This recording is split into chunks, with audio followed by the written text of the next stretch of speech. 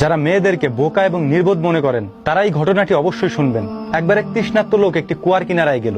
সেখানে একটি মেয়ে পানি ভরতে ছিল। লোকটি গিয়ে মেয়েটির কাছে পানি চাইলো। মেয়েটি তাকে পানি পান করালো।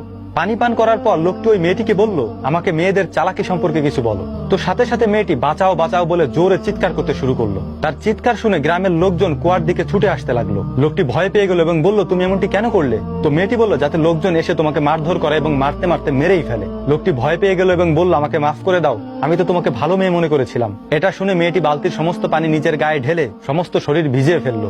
গ্রামের লোকজন এসে জিজ্ঞেস করলো, কি হয়েছে?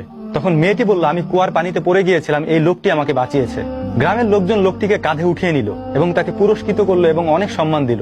অতঃপর মেয়েটি তৃষ্ণার্ত ওই মুসাফিরকে বলল, মেয়েদেরকে যদি কষ্ট দাও তাহলে তারা তোমার সুখ শান্তি ছিনিয়ে নেবে, আর যদি তুমি তাকে খুশি রাখো, সম্মান দাও, তাহলে মৃত্যু পর্যন্ত সে তোমার সাথে থাকবে, তোমার পাশে থাকবে, সকল বিপদ আপদে তোমার সঙ্গী হবে, তোমাকে সাহারা দিবে।